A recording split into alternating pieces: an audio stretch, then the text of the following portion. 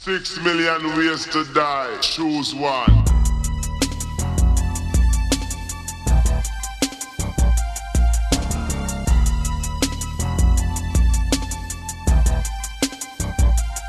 Iba't ibang kalagayan, iba't ibang dahilan. Yung mabigat na problema ang nais ay maligtasan ng mga taong nanilango. Di kaya'y naisahan na mapaglarong mundo. Solusyon daw ay kamatayan. Iba't ibang tao na masasabing desperado, gumamit ng lubido. Di kaya'y 38 nilaslas, hiniwa. Hindi malang naawa sa sariling laman. Kapulang dugo ay dinaluyan ng hapdi at sakit. Habang matay nakapikit ang kamatayay, initay habang pinto'y nakapinig. Lumagok at nilunok, mga paraan na pumatok sa pagpatay ng sarili. Baril sa uli pinutok, just like boom, boom, boom. Nakala boom, the whole dead body is now inside a tomb. Kaya't ako'y pakinggan, yeah, upang inyong malaman ang marahas na kamatayan ng ilan nating kababayan. Suicide, just like the devil had planned it. Suicide, just like the devil had planned it. Suicide, just like the devil had planned it. Suicide, hey yo, don't even think about it. Sana namang tabay sa kanto, itong si Anselmo, wala nang inatupag kundi gumamit ng bato. Napraning, nagkaroon ng kuliling sa utak niya, kumapit batong madalas niyang ginagamit. Pumasok sa kwarto ng kanyang airbat na parak at dali-daling pinitik ang 38 nahalungkat. Russian huli ang kanyang napagtripan, isinugal ang kanyang buhay sa laro ni kamatayan. Ito ang naging resulta ng kanyang madilim na kahapon. Dilema sa kanyang buhay, pagkatao niya'y nilamon ng pesting droga na hindi marunong maawa. Sa tulad ni Anselmo, sa buhay niya'y biglang nagsawa. Nakakaawa ang kanyang hinantungan, isang putok lang ng baril ang kanyang ginamit na paraan. Walang alinlangan, talagang tinuluyan ng kanyang sariling buhay, binigyang katapusan. Mayaman na tao, klas at marangal ang trabaho, nagpapasasa sa yaman. Lumalago ang negosyo, karangyaan, lahat ng luho ay natikman.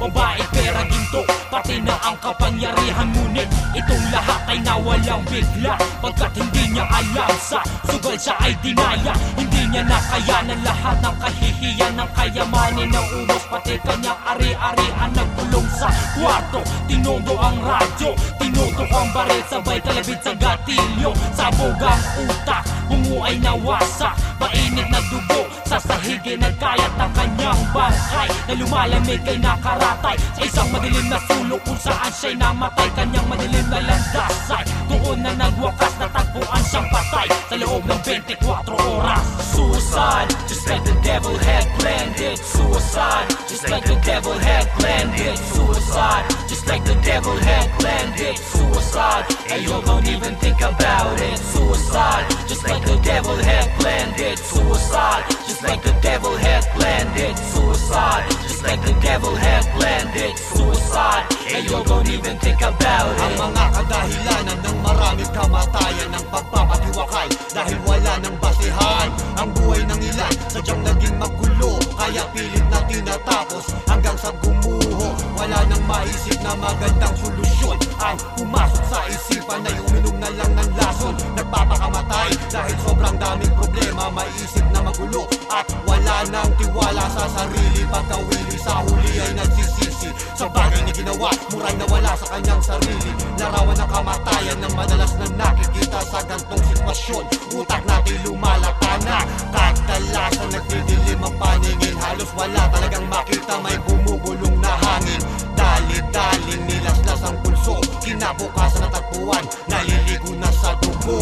Suicide, just like the devil had planned it. Suicide, just like the devil had planned it. Suicide, just like the devil had planned it. Suicide, hey yo, don't even think about it. Suicide, just like the devil had planned it. Suicide, just like the devil had planned it. Suicide, just like the devil had planned it. Suicide, hey yo, don't even think about it. Pigilan ko muna ang pamamalita, pagkat kung itutuloy kayo'y magsasawa. Sa dami ng tao, sa dami ng kaso, hindi man lang inisip langit man o impyerno ang babagsakan. Basta lang maligtasan na problemang inabot, kahihiyan ay maiwasan. Kamatayan, naisip nila ay kalutasan sa problema, ngunit ang dalay, malaking dilema. Pagsabog, pagsunog, bungo ay natuturog. Pagbagsak sa lupa, ang katawan ay bugbog sa sugat, iba'y nagpapalunod sa dagat nagpapatiwakal pagkat sila'y inaalat. Hanggang saan at hanggang kailan